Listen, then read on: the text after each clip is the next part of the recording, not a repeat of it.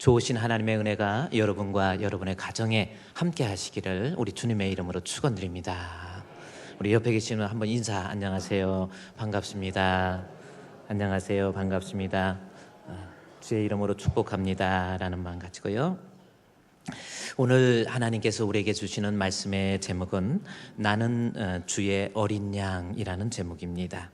혹시 제가 지난주 설교 제목이 2015년도 새해를 맞이해서 첫 주 설교 제목 혹시 뭔지 아십니까?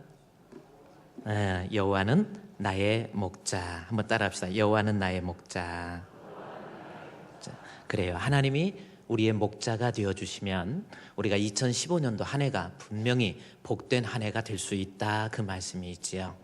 그러면 오늘은 또 어떤 말씀일까요? 제목이 나는 그의 어린 양, 나는 주의 어린 양. 그래서 여호와는 나의 목자이시고 나는 주님의 어린 양이라는 제목.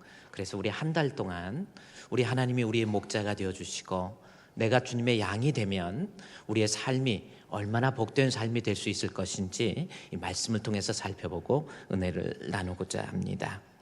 먼저 하나님께서, 우리 주님께서 우리의 목자가 되어주시면 우리의 삶에 큰 은혜가 있지요. 그 은혜의 내용을 여기에다 주보를 껴놓으시고 한번 요한계시록 7장에 한번 가보십시오. 하나님께서 우리의 목자가 되어주시면, 우리가 지난주에는 구약 성경을 통해서 살펴봤는데 요한계시록 7장 16절 17절 2절 말씀에 보면 하나님께서 우리의 목자가 되어주시면 어떻게 되는가라고 하는 것이 본문에 기록되어 있습니다. 자, 여러분이 성경을 보면 17절 말씀에서, 요한계시록 7장 17절 말씀에 보면 하나님이 나의 목자가 되면 어떤 복이 임하나 볼까요? 17절에 이는 보좌 가운데 계신 어린 양이 그들의 뭐가 되사? 목자가 되사. 할렐루야. 우리 주님께서, 우리 예수님이 우리가 목자가 되면 주어지는 복의 내용이 16절부터 기록되어 있는 거예요. 자, 우리 여호와 하나님, 우리 주님께서 우리의 목자가 되어주시면 16절에 그들이 다시는 뭐하지 않고 줄이지도 아니하고 또 뭐하지도 않고 목마르지도 아니하고. 물론 요한계시록 7장 16절 17절 말씀은 이미 다윗이 우리 시편을 통해서 고백했던 내용을 다시금 이렇게 기록한 내용입니다. 다윗이 인생을 살면서 어떻게 보면 이세의 아들 중에서 제일, 좀 표현하면 그렇지만 제일 못난 아들이 아마 다윗일 수도 있습니다. 아버지가 생각할 때도 사무엘이 이 집안에서 왕을 세운다 그럴 때 아버지가 생각할 때도 첫째 아들, 둘째 아들, 셋째 아들. 그런데 이 다윗은 영 그렇게 아버지가 생각할 만큼 좀 뭔가가 확실하지 못한 사람이 다윗일 수도 있습니다. 그러나 다윗이 인생을 살면서 하나님을 목자로 삼았더니 그의 삶이 하나님 앞에 얼마나 은혜를 누리고 복을 받게 됩니까? 가장 바보 같은 사람이었지만 이스라엘의 왕이 되고, 또 왕 중에서도 성군 다윗이라고 그래서 이스라엘 백성은 지금까지도 우리가 이 예루살렘 그 성전, 그 성에 가면 이 다윗의 이 관이라고 해가지고 거기에 별을 딱 그려놓고요, 그런 모습이 있습니다. 인생을 살면서 좀 바보 같았지만, 좀 못났지만 그래도 하나님이 함께 하니까 참으로 부족함이 없는 복된 인생이었다라는 겁니다. 우리 하나님께서도요, 저와 여러분의 목자가 되어주시면 우리가 좀 부족해도 새해에 분명히 하나님께서 주시는 은혜로 말미암아 참으로 복된 한 해가 될 줄로 믿습니다. 그 복의 내용이 뭐냐면 본문에 보십시오. 요한계시록 7장 16절에 17절에서 그들의 목자가 되어주시니까 16절에 그들이 다시는 줄이지도 아니하고. 줄이지 않는다는 것은 배고프지 않는다, 그 말씀이지요. 다윗이 고백했던 것은 그가 나를 푸른 초장에, 그리고 줄이지도 아니하고 16절에 목마르지도 아니하고. 목마른다는 것은 다윗은 맑은 물가로, 그렇게 얘기하고 있습니다. 그러니까 먹을 문제, 마실 문제, 다시 말해서 하나님이 나의 목자가 되어주시면 새해에 우리의 먹을 문제, 마실 문제, 우리의 물질의 문제, 가정의 문제, 육신의 문제가 하나님이 주시는 은혜로 말미암아 풍성함으로 열매 맺게 된다, 그 말씀이죠. 그런 가정 되기 바랍니다. 기왕이면 세상 살 때요, 물질적으로도 하나님 여러분 회복되게 해달라고 기도하세요. 그래서 기왕이면 살 때 물질 때문에 어려움 받지 않게 해달라고. 그래서 먹을 문제 때문에 사람이 나빠지고 싸우고 다투고 며칠 전 됐잖아요. 그 신문에 여러분 보셨습니까?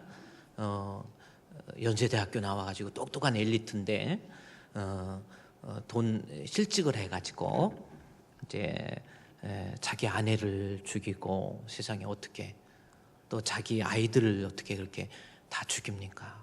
2명이나 죽이고. 참 그게 어떻게 그럴 수 있을까 싶어요. 재산이 돈이라고 하는 것이 뭐 재산 이거저거 빚 갚아도 한 10억 정도 된대요. 근데도요 인생을 살면서 보십시오. 답답하고 막 밉고 원망스럽고 불안하고 뭐 이런 거예요. 하나님을 목자로 삼을 때 우리 주님께서 우리를 인도해 주시고 역사해 주셔서 우리로 하여금 육신적으로 풍성함을 누리고 참 행복한 가정이 되도록 만들어 주신다라는 겁니다. 그것이 다시는 줄이지도 아니하고 목마르지도 아니하고. 할렐루야. 새해에 다시 한번 여러분의 육신의 삶에 하나님의 은혜가 풍성히 임해서 정말 먹을 것 때문에 고민하지 않고 또 가정의 문제로 울지 않는 그러한 복된 한 해. 그 다음에 보십시오. 또 하나님이 목자가 되어주시면 16절 말씀에 보면 줄이지도 아니하고 목마르지도 아니하고 해나 아무 뜨거운 기운에 상하지 않게 만들어 주신다라는 거예요. 해나 아무 뜨거운 기운이 뭡니까? 우리는 여기서 해는 태양입니다. 태양의 그 기운, 뜨거움. 우리는 그런가 보다 하지요. 원래 이제 우리 여자분들 너무 막 햇빛 안 보려고 뭐 자외선 차단제 많이 바르고 막 이러고 막 그러는데 하루에 오전에 10분, 오후에 10분 태양빛을 안 보게 되면 비타민 D가 결핍돼서 뼈도 아프고 그다음에 호르몬이나 이런 문제가 생기고 또 비타민 D가 없으면 항암 효과가 많이 없어져서 그게 안 좋은 거예요. 햇빛을 많이 쬐야 돼요. 그러니까 너무 이제 어느 정도 살면서 이 미모에 너무 신경 쓰지 말고요. 내 몸 관리, 건강한 게 좋습니까? 이쁜 게 좋습니까? 어느 게 좋아요? 건강한 게 좋아요? 그래도 이쁜 게 좋아요? 꼭 성형을 해서 이쁘게 하는 것이 좋습니까? 아니면 우리 낙성대 대학 우리 그분이 한번 하듯이 성형해서 이쁜 게 좋습니까? 아니면은 성형 안 하고 건강하고 안 이쁜 게 좋습니까? 1번이라고 생각 한번 일어나서 이쪽으로 한번 이동하시죠. 너무 살면서 건강 많이 신경 쓰시고요. 아프면 아무것도 없습니다. 햇빛도 좀 한 10분 이상 꼭 뵈야 된다는 거예요. 온몸에 원래 햇빛을 많이 비춰야 한 비타민 D가 부족함이 없다라는 거예요. 근데 햇빛이 참 좋지만 이스라엘 이 팔레스타인 지역에서 태양빛이라고 하는 것은 정말 그거 얼마나 뜨거운지 모릅니다. 돌이 이스라엘의 성지순례 가보면 돌이 시커멓게 탔어요. 그 맨바닥으로 발을 못 밟습니다. 얼마나 뜨거운지 몰라요. 여름의 평균 온도가 45도입니다. 이스라엘 45도예요. 45도면 섭씨 45도이기 때문에 엄청 뜨거운 날이에요. 태양빛이 그야말로 불볕입니다. 계란 후라이가 바위에서 익어요. 정말 그 정도로 뜨거운 거예요. 뭐 우리나라는 뭐 햇빛 피할 수 있는 것도 많이 있지만 광야 생활하면서 햇빛을 이 뜨거운 기운을 피해서 내 몸을 지킨다, 이거 쉬운 것이 아니에요. 워낙 광범위하기 때문에 참 태양빛을 피해서. 그래서 본문에 해나 아무 뜨거운 기운에 상하지 않는다라는 것은 내 힘으로 극복할 수 없는 재앙의 문제, 어려움의 문제로부터 하나님이 목자가 되어주시면 상하지 않도록 지켜주신다라는 겁니다. 하나님이 지켜주셔야 돼요. 내 마음도 그렇죠? 마음 한번 까딱 잘못 먹었다가요 살인자가 되고, 그게 뭡니까? 마음도 생각도 육신도 건강도 가정도 하나님이 상하지 않도록 지켜주셔야 돼요. 아무 뜨거운 기운이라 할지라도, 내 힘으로 극복할 수 없는 위기라 할지라도 우리 하나님이 나의 목자가 되어주시면 은혜 가운데 평안으로 역사해 주셔서 근심 대신에 감사가 넘치는 한 해가 될 줄로 믿습니다. 하나님이 목자가 되어주셔야 돼요. 또 하나 보니까 17절 말씀에 보니까 하나님이 나의 목자가 되어주시면 이는 보좌 가운데 계신 어린 양이 요한계시록 7장 17절에 그들의 목자가 되어주시니까 주어지는 복이 뭐예요? 목자가 되사 생명수 샘으로 인도하시고 라는 겁니다. 이 생명수 샘이라는 것은 영생을 의미하는 거예요. 다시 말해서 하나님이 나의 목자가 되어주시면 영적인 복을 누린다는 거예요. 사람이 살면서 영적으로 복을 누린다는 게 얼마나 중요한데, 좋은 교회 만나서 말씀으로 잘 훈련받고 양육받고, 그래서 내가 하나님 앞에 예배를 드릴 때마다 기쁨이 있고 감격이 있고 은혜가 있고 뜨거움이 있고, 기도할 때마다 하나님 앞에 응답의 기쁨이 있고, 봉사할 때 그 봉사를 통해서 내 마음에 막 뜨거움이 있고, 이런 거, 이게 영적인 은혜거든요. 근데 하나님이 목자가 되어주시면 나로 하여금 영적으로 승리할 수 있도록 생명수 샘으로 인도해 주세요. 그래서 결국은 이 땅에 살면서 믿음 생활 잘하고 결국은 천국 갈 수 있도록, 어디 본문에 보세요. 생명수 샘으로 인도해서 천국이 어디 있는가 봅시다. 17절 말씀에 목자가 되사, 하나님이 목자가 되어주시면, 우리 예수님이 목자가 되어주시면 생명수 샘으로 인도하시고, 그 다음에 뭐라고 했어요? 하나님께서 그들의 눈에서 모든 눈물을 씻어주세요. 모든 눈에서 눈물을 씻어주신다. 이게 무슨 말씀이냐면, 모든 눈에서 눈물을 씻어주신다, 그 말씀은 요한계시록 21장에 나와 있는 말씀입니다. 그 말씀은 뭐냐면, 내가 죽어서 하나님의 심판대 앞에 가서 천국에 갔을 때 이 세상에서는 눈물도 많고 근심도 있고 아픔도 있고 슬픔도 있고 좌절도 있고 고통도 있고 이런 사연이 많이 있지만, 천국에서는 아픔도 없고 애통하는 것이나 곡하는 것이나 탄식하시는 것이나 이런 것들이 다 지나간다라는 말씀이에요. 우리의 눈에서 눈물을 닦아주신다라는 거죠. 그래서 본문에서 17절에 하나님께서 그들의 눈에서 모든 눈물을 씻어주신다는 것은 천국에서 누리게 될 종말론적 복을 얘기할 때 바로 모든 눈에서 눈물을 씻어주신다라는 겁니다.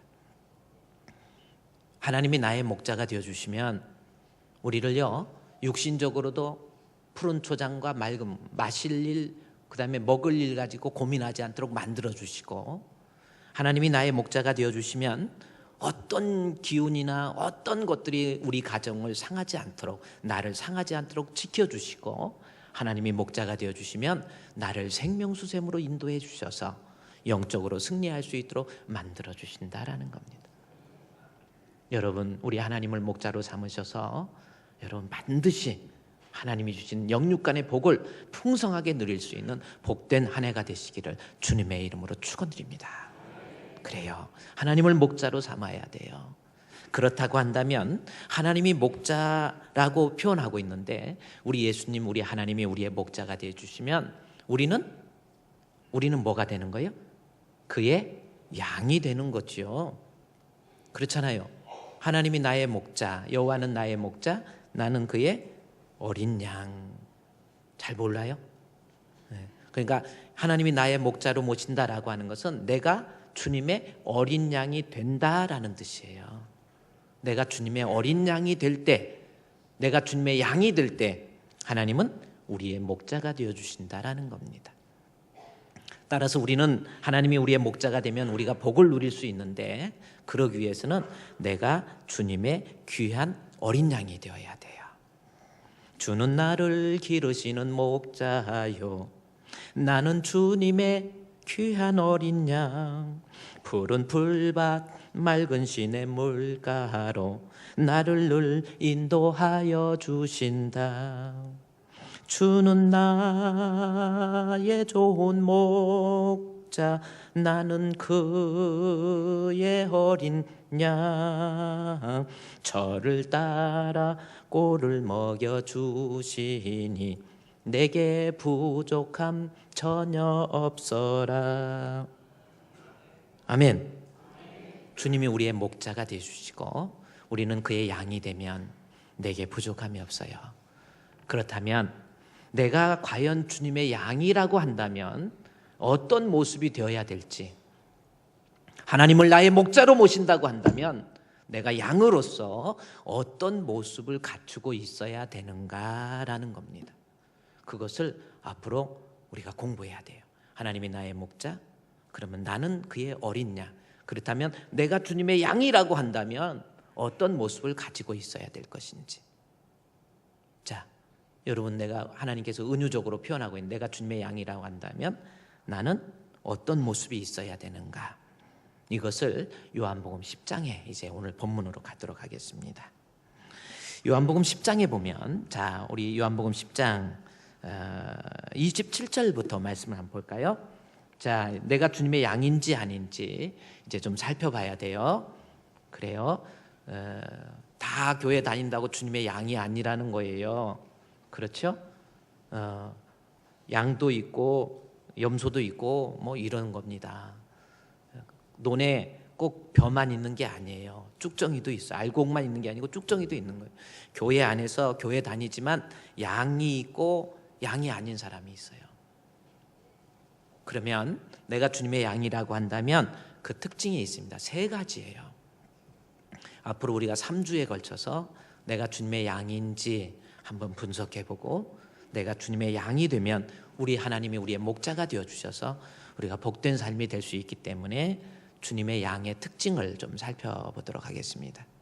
여러분, 주님의 양이십니까? 아멘. 그러면 양이라고 한다면 특징이 있어요. 여러분이 한번 성경 찾아보세요.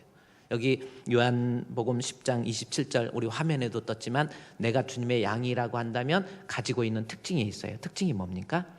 내 양은 내 음성을 들으며, 또 하나는 뭐가 있어요? 나는 그들을 알며 그들은 나를 따르리라 했는데, 첫 번째 내가 주님의 양이라고 한다면 뭐예요? 주님의 음성을 들을 줄 알아야 돼요. 내 양은 내 음성 듣는다라는 거죠. 그래요.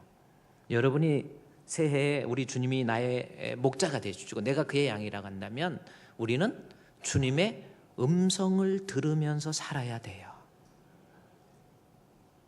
목자의 음성을 들으면서 살아야 돼요. 목자의 음성을 듣기 싫어서 딴 길로 가면 안 돼요. 양떼를 떠나면 안 돼요. 그래서 목자의 음성을 들어야 돼. 그런데 본문에서 27절 말씀에 내 양은 내 음성을 듣는다 그래서 누구의 음성이에요? 나의 음성, 우리 예수님의 음성입니다.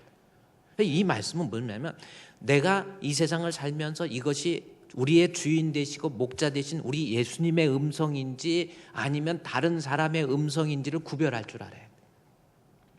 물론 이 본문의 말씀에 10장 4절 말씀에 10장 4절을 보십시오.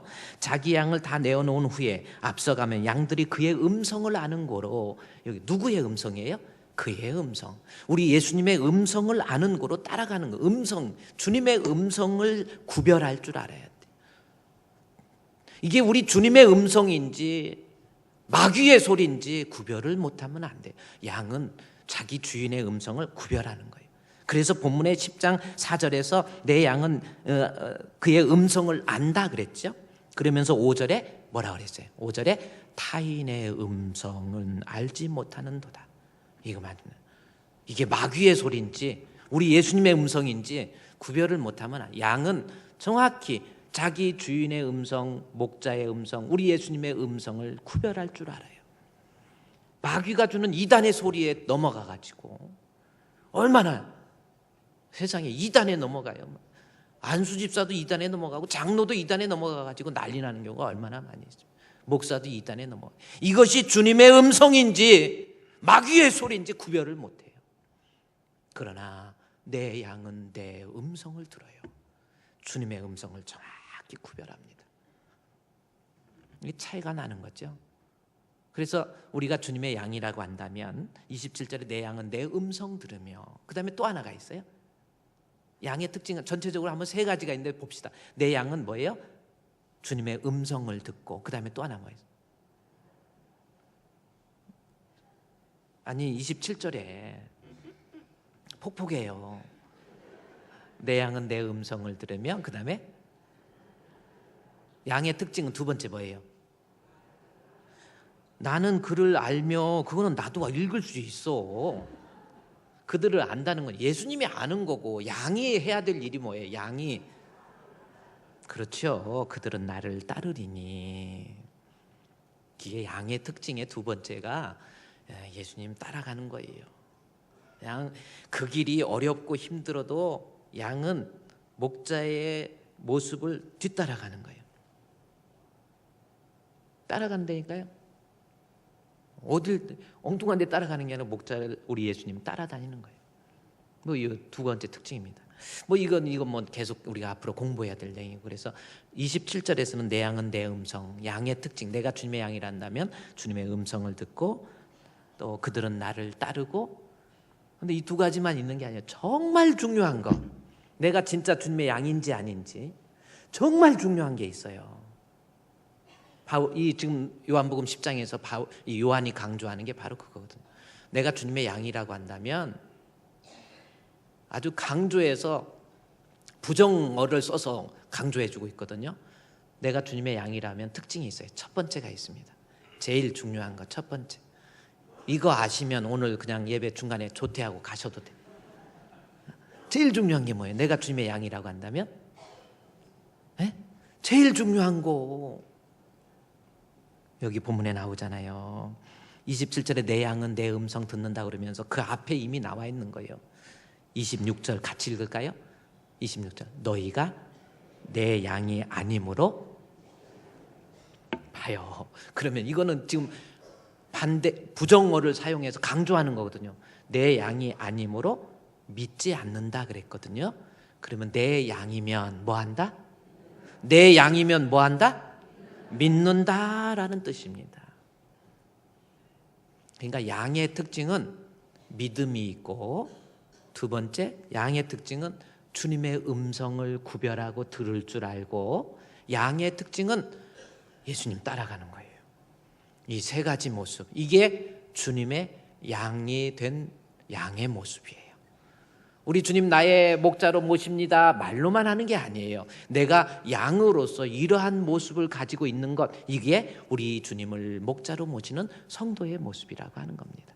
자, 그러면 내가 양이라면 여러분이 새해 기억할 것, 첫 번째 26절 너희가 내 양이 아니므로 믿지 아니하는도다.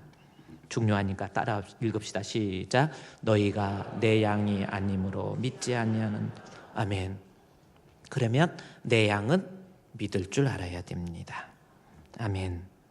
그러면 여기에서 믿음이라는 게 뭐냐는 거예요. 자, 우리는 주님의 양으로서 철저하게 우리 예수님을 믿어야 되는데, 그러면 여기서 믿음이라는 것이 무엇인지를 알아야 됩니다.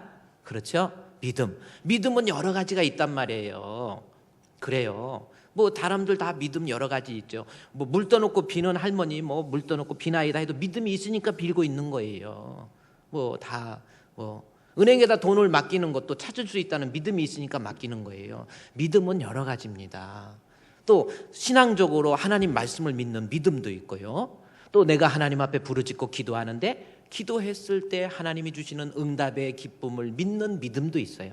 여러 가지 믿음이 있는데 여기에서 믿음은 무엇인지, 양이 가지게 될 믿음은 무언가, 우리가 우리의 마음속에서 진정으로 확고하게 가져야 될 믿음이 무엇이냐는 거예요.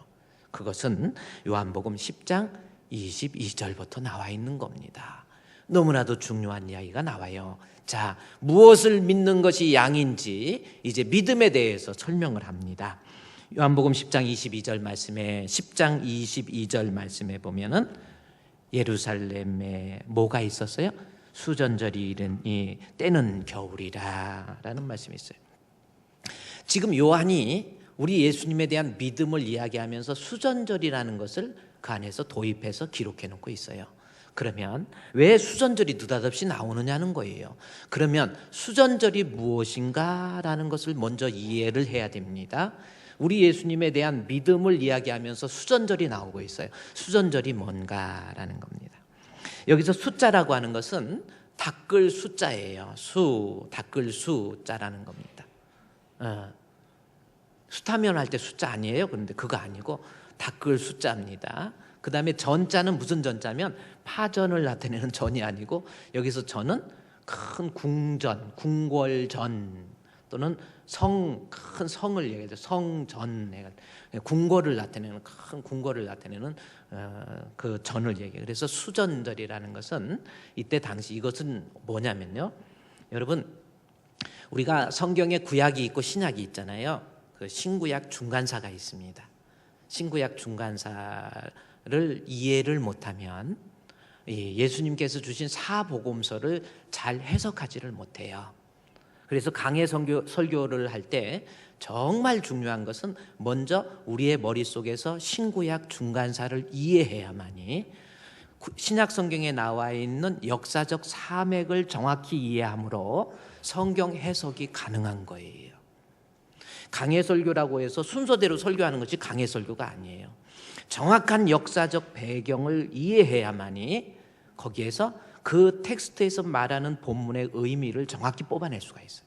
그래서 강해 설교가 참 중요한 건데, 제가 우리 저쪽 교회에 있을 때부터 그 마가복음 강해를 여러분께 했어요. 근데 마가복음 강해 설교를 할 때 그 마가복음을 정확하게 이해하려면 반드시 신구약 중간사를 이해해야 되는데, 신구약 중간사를 이해하기 위해서는요, 요세푸스의 역사 기록을 읽어야 돼요. 요세푸스의 역사 기록. 요세푸스가 쓴 역사 기록을 알지 못하면 신구약 중간사를 이해하지 못하고요, 유대인들의 세계관을 이해하지 못합니다. 그래서 성경을 해석하고자 하는 사람들, 또 여러분이 강해 설교를 제가 이렇게 마가복음 강해하고 뭐 어떤 강해 설교를 할 때 반드시 이 역사적 배경을 위해서 요세푸스의 역사 기록을 제가 참조할 때가 많이 있어요. 근데 자, 좋습니다. 수전절이라는 것이 뭐냐면, 요세푸스의 역사 기록에 보면 BC, 예수님이 오시기 전에 BC 164년 전에 유대 마카비 혁명이 일어나요. 마카비 혁명. 이 마카비에 의해서 혁명이 일어나는데, 그 마카비가 혁명을 일으키면서 전부 정치, 경제, 문화 뭐 이런 데서 전부 혁명을 일으키는데, 가장 큰 혁명이 뭐였냐면 종교적 혁명이었습니다.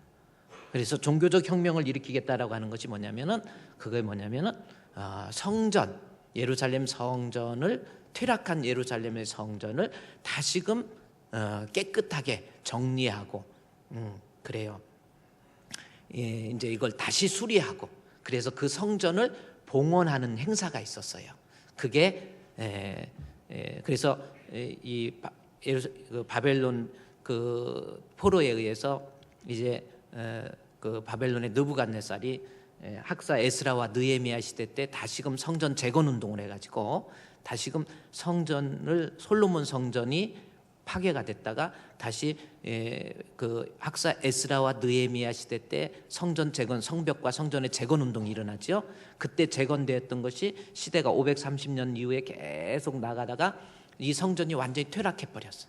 완전히 먼지가 날리고 막 완전히 거기에 별거 쓰레기장이 돼버린 거예요. 그래서 마카비 혁명 때에 그것을, 성전을 다시 수리합니다. 깨끗하게 만들. 그래서 AD 70년에 이제 디도 장군에 의해서 성전이 또 망하지요. 근데 그 성전을 BC 164년에 그것을 깨끗하게 만들어서 하나님께 봉헌하는 겁니다. 그게 수전절이에요. 성전을 봉헌한 거예요. 다시금 퇴락한 성전을 만들어서, 그게 수전절인데, 근데 수전절이라고 하는 것이 어떤 의미냐면, 더 중요한 것이 성전을 종교적 혁명을 위해서 성전을 재건하는데, 그게 어떤 의미냐면, 성전을 다시 세웠다라는 것은 유대교를 다시금 세우겠다라는 뜻이란 말이에요. 유대교를 다시 세우는 거예요.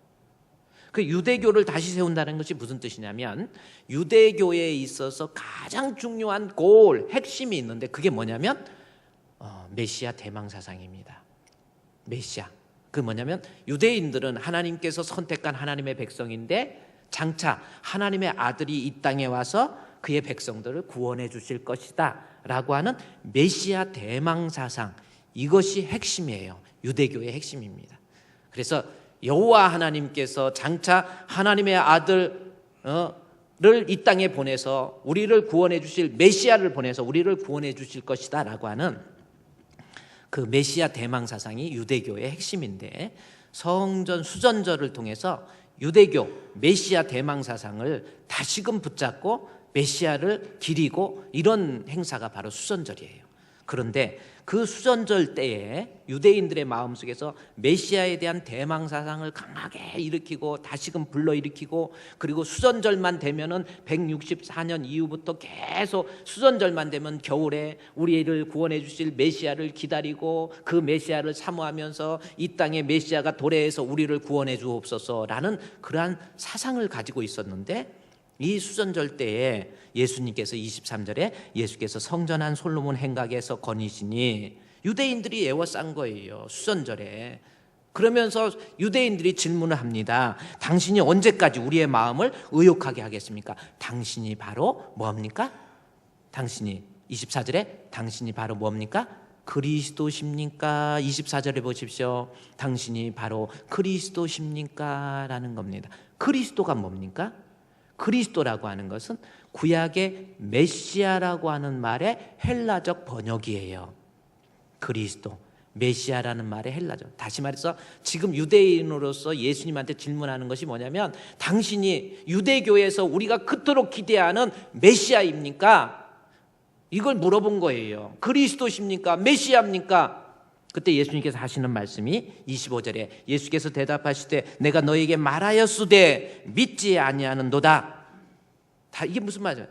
예수님께서 자기 증언을 통해서 내가 곧 길이요, 내가 곧 진리요, 내가 곧 생명이고, 내가 바로 너희들에게 약속한, 구약의 시대 때부터 약속한 하나님의 아들로서 우리를 구원해 주실 메시아다, 그리스도다, 그렇게 말하였는데도 그겁니다. 25절에 내가 너에게 말하였으되 뭐 하지 않아요? 믿지 아니하는도다. 그러면서 그럽니다. 내가 아버지의 이름으로 행하는 일들이 나를 증거하고 있다라는 거예요. 증거가 예수님께서 가나 혼인잔치에서 기적을 베푸시고 또 안진뱅이 일으키시고 혈류병 고치시고 물고기 2마리와 보리떡 5개로 5,000명을 먹이시고 많은 기적을 통해서, 그 기적에서의 핵심은 뭐냐면 예수님의 능력이 아니고, 우리 예수님은 바로 구약에서부터 약속하신 우리의 참된 메시아이시고 우리를 구원해 주실 하나님의 아들, 그거거든요. 그렇게 증거를 보여주고 그렇게 예수님에 대해서 말을 해도 26절 중요한 거, 너희가 내 양이 아니므로 뭐 하지 않아요? 믿지 아니하는도다, 이거예요. 이 말이 어떤 건, 오늘날 그랬습니다. 우리가 주님의 양이라고 한다면 예수님이 우리의 구주라고 하는 사실에 대해서 확고하게 내 마음속에서 믿을 줄 알아야 돼요. 양이 아니니까 아무리 말을 해도, 여기 나왔잖아요, 말하였도다, 아무리 설교해도 안 믿어져요. 양이 아니면, 주님께서 우리 예수님의 양이 아니면 내 양이 아니므로 나를 믿지 아니할 것이요, 그런 것처럼 우리 주님의 양이 아니면, 다시 말해서 우리 주님이 선택한 하나님의 백성이 아니면, 아무리 교회를 많이 다니고 아무리 교회에서 직분이 크고 아무리 안수 집사가 되고 장로가 되고 목사가 되었다 할지라도 주님의 양이 아닌 사람은 그 마음속에서 예수를 믿지 않아요. 그냥 교회만 다니는 거지. 안 믿어져. 아유, 목사님, 근데 저는요 말씀을 들으면 안 믿어져요. 이런 사람이 있습니다. 그래서 무슨 기적이나 이적 보면 나는 믿을 것 같아. 막 그래요. 그런데 주님의 양이 아닌 사람은 아무리 기적을 보여줘도 안 믿는다니까. 여기 나와 있잖아요. 내가 이 아버지의 이름으로 행하는 일들이 나를 증거하잖아. 아무리 기적을 일으키고, 어떤 사람은 내가 이번에 기도해서 응답받으면 나 이제 하나님 믿을 거예요. 그래도 주님의 양이 아닌 사람은 아무리 기적을 보고 이적을, 예수님이 직접 오셔서 기적을 행하고 예수님이 직접 오셔서 말씀을 전해도 주님의 양이 아니면 안 믿어요. 안 믿어요. 저는 종종 어떤 생각하냐면, 이제 우리가 이제 더 예배, 더 기도, 더 전도, 회복을 위한 거거든요. 전도. 근데 전도가 생각보다 참 어려워요. 전도가 어려운데, 제가 하나님께서 이 전도를 사람이 막 방문해서 전도하고 전도하는데 왜 이렇게 힘들게 전도를 시킬까? 좋은 방법이 있잖아요. 하나님 앞에. 하나님은 전능의 하나님이시니까 내가 만약에 하나님이라고 한다면 예수 믿게 하는 거 간단할 것 같아. 뭐냐면 갑자기 예수 안 믿고 절에 가서 막 목닥을 치고 마하하살 하는 사람 딱 잡아가지고 번개같이 생긴 걸로, 하나님이 능력이 있으시니까 콱 여기 머리 찍기도 좋을 것 같아요. 팍 찍어가지고 들어갔고 갑자기 번개 소리가 우르릉 꽝꽝 우르릉 꽝꽝, 야 너희들 이거를 보거라 하고 하늘에서 음성이 나서 예수 안 믿는 이 중을 봐라, 이게 어떻게 되는지 봐라 해갖고 번개불로 찌찌찌찌 하고, 그 다음에 예수 안 믿으면 니들은 이렇게 된다 해갖고 집어서 몇 번 휴일바람에 돌려갖고 땅바닥에 떨어뜨리면 예수 안 믿을 사람이 있어? 아니 안 믿을 사람이 어디 있겠어. 그런데 그런 일이, 하나님은 그렇게 하지 않으시죠. 그런 일이 있어도 안 믿을 사람은 안 믿어요. 예수님이 아무리 오병이어의 물고기 2마리와 보리떡 5개로 5,000명을 먹였어, 그러면 예수님은 기적이 많으시고 능력이 많으시구나, 그렇게 생각할 수 있습니다. 근데 오병이어의 기적은 그것이 목적이 아니에요. 예수님이 곧 내가 곧 생명의 떡이다라는 거예요. 내가 곧 너희에게 생명을 주는 하나님의 아들 메시아라고 하는 메시아적 선언이 그 기적이지, 기적이 목적이 아니란 말이에요. 그런데 오병이어에게 물고기 2마리와 보리떡 5개로 5,000명을 먹였어. 인간적으로 생각해봐. 그런데 예수님이 행하셨어. 예수님이 하나님 아버지의 이름으로 행하는 일들이 예수님이 이렇게 행하셨어. 그래도 그 가운데 예수 안 믿잖아요. 아니 물고기 2마리와 보리떡 5개로 5,000명 먹이려면 물고기 2마리로 어떻게 5,000명을 먹이겠어? 그거 거의 뜯어먹는 게 아니고 빨아먹어도 모자라. 5,000명 못 먹여요. 그러니까 우리가 생각할 때, 야, 이 기적이면 예수님 믿겠다. 그래도 주님이 선택한 우리 주님의 양이 아니면 안 믿습니다. 지금 그 말이 예수님께서 25절에 내가 너에게 말하였소되 아무리 목사님이 설교해도 믿지 않아요? 그리고 아무리 주님의 이름으로 능력을 행하고 기적을 행하고 이적을 베풀어도, 예수님에 대해서 증거해도 26절 내 양이 아니면, 26절 너희가 내 양이 아니면 믿지 않습니다. 바꿔 얘기하면 역설적으로 얘기하는 거죠. 내 마음속에 예수님에 대한 믿음, 누가 뭐라고 해도 우리 예수님에 대한 믿음이 있다고 한다면 그 사람은 주님의 양이에요. 그 믿음으로 말미암아 뭘 얻습니까? 28절 말씀에 내가 그들에게 뭘 줘요? 영생을 얻어요. 영생이 뭡니까? 여기에서 영생이라고 하는 거에 대해서 10장 10절 말씀에 보면 도둑이 오는 것은 도둑질하고 죽이고 멸망시키는 것뿐이요 내가 온 것은 양으로 뭘 얻게 해요? 생명을 얘기해요. 여기서 생명은 헬라어로 조에라는 단어입니다. 이 조에가 뭐냐면 육신적 생명이 아니에요. 예수 믿으면 영적으로 생명을 얻습니다. 영적으로 생명을 얻어서, 그래서 28절에 내가 그들에게 영생을 줘요. 그 영생이 뭡니까? 10장 9절 말씀에 우리말로 메시아적 구원이다 해서 구원이라는 단어를 쓰고 있어요. 10장 9절에 내가 문이니 누구든지 나로 말미암아 들어가면 뭘 받고? 구원을 받고. 구원 나오잖아요. 우리가 주님의 양이면 우리의 마음속에 우리 주님을 향한 확고한 믿음, 그 믿음이 내 마음속에 있단 말이에요. 그냥 목사님 설교할 때마다 내 마음에 은혜가 되고 뜨거움이 되고 말씀 들을 때마다 아멘 아멘 막 믿음이 생기는 거예요. 때로는 말씀을 듣고 찬양을 들을 때 내가 막 감동도 있고 뜨거움도 있고. 그게 왜 그래요? 내가 주님의 양이면 그렇습니다. 여러분은 어떻습니까? 한번 생각해 보십시오. 내가 주님, 여호와는 나의 목자시고 나는 그의 어린 양이 된다면, 내가 주님의 양이라고 한다면 주님을 향한 믿음, 우리 예수님이 나의 구주, 우리 예수님이 나의 그리스도, 우리 예수님이 나를 구원해 주실 메시아, 그 확고한 믿음이 내 마음속에 있는 거예요. 그 믿음 때문에 구원을 받고 영생을 얻는데, 뿐만이 아니고 하나님이 선택한 하나님 앞에 주님의 양은 28절에 내가 그들에게 영생을 주는데 그걸로 끝나는 게 아니에요. 영원히 멸망치 아니할 것이요. 또 뭐라 그랬어? 주님의 양의 특징은 그 마음속에 믿음이 있고요. 그 믿음이 어떻게 돼요?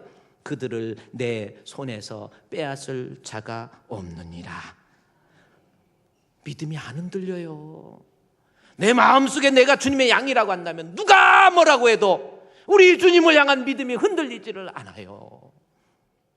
아무것도 아닌 거 가지고 오해하고 불평하고 짜증내고, 어떤 때는 믿는 것 같고 어떤 때는 안 믿는 것 같고, 주님의 양은요, 무슨 일이 있어도, 아무리 큰 환난이 있어도 내 마음속에 우리 주님을 향한 그 믿음이 결코 흔들리지 않습니다.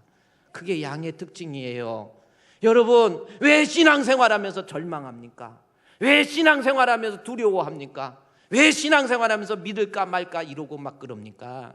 그게 주님의 양이 아직 아니에요. 주님의 양은 아버지가 만물보다 크심에 아무도 내 믿음 못 뺏어요. 그래서 로마서 8장 35절 말씀해 보면 바울이 고백하지요. 내가 신앙생활하면서 우리 주님이 나의 목자가 되어주시고 내가 주님의 어린 양인데, 바울이 고백합니다. 내 마음속에 믿음이 있어요. 믿음 생활하다 보니까 별일 다 있었어요. 환난도 있었어요. 핍박도 있었어요. 곤고도 있었어요. 기근도 있었어요. 적신도 있었어요. 위험도 있었어요. 그러나 누가 나를 우리 그리스도 예수 안에 있는 하나님의 사랑에서 끊으리요? 환난이나 곤고나 기근이나 적신이나 위험이나 피약, 칼, 이런 거에 의해서 내 믿음 흔들리지 않아요. 이 세상의 높음과 기쁨, 어떤 피조물이라도, 무슨 천사나 권세자라 할지라도 우리 주 예수 그리스도 안에 있는 하나님의 사랑에서 나를 결코 끊을 수 없느니라. 그게 양의 특징이란 말이에요. 왜 믿음이 흔들립니까? 왜 좌절하고 절망하십니까? 내 양은 내 음성을 듣고 우리 주님을 향한, 우리 주님이 누구이시고 나를 구원해 주실 주인이 누구이시며 나는 예수 믿는 믿음, 이 믿음 흔들리지 아니하고 이 믿음 굳세게 가지고 있는 거예요. 이게 양의 특징입니다. 여러분, 새해에는요, 제발, 그랬더니 제가 내 양은 내 음성을 듣고 내 양이 아니면 예수님 안 믿는다 그랬더니 어떤 분이 일부 예배했더니, 목사님, 나는 어떡하죠? 나는 주님의 양이 아니면 어떡하죠? 믿음이 없으면 어떡하죠? 걱정하지 마세요. 하나님이 당신 같은 흔들리는 연약한 믿음을 위해서 오늘 말씀 듣게 해주셨고, 믿음은 들음에서 납니다. 계속해서 말씀 들으세요. 내가 주님의 양이 되려면 우리 예수님, 주님이 주신 말씀 사모하면서, 하나님 주 예수여 은혜를 주옵소서, 하나님 말씀에 시험 들지 않게 해주시고, 말씀을 통해서 우리 예수님 발견하게 해주시고, 말씀을 통해서 내 믿음이 뜨거워지게 해주셔서 내 마음속에 우리 예수님에 대한, 그리스도에 대한 확고한 믿음 가지고 누가 뭐라 해도 그 믿음 흔들리지 않는 거예요. 내 믿음 누가 못 뺏어요. 그렇잖아요. 막 총을 들이대도, 칼을 대면서 예수를 부인해라고 해도 누가 내 마음속에 있는 예수의 사랑, 그리스도를 향한 믿음 끊으리요? 그러면서 울면서 끝까지 신앙 지키고, 환난과 핍박 중에도 성도는 신앙 지켰네. 이 신앙 생각할 때에 기쁨이 충만하도다. 성도의 신앙 따라서 죽도록 충성하겠네. 할렐루야. 여러분, 새해 우리 주님이 우리의 목자가 되십니다. 우리는 그의 어린 양이에요. 내가 주님의 양이라면 먼저 생각할 것, 내 양이 아니면 나를 믿지 않습니다. 우리가 주님의 양이라고 한다면 우리 예수님에 대한 확고한 믿음을 가져요. 그리고 무슨 일이 있어도 그 믿음 뺏기지 않습니다. 여러분, 말씀을 통해서 여러분의 믿음이 더욱더 뜨거워져서 주님의 양으로서 부족함이 없는 우리 성도 되시기를 주님의 이름으로 축원드립니다. 기도드리겠습니다.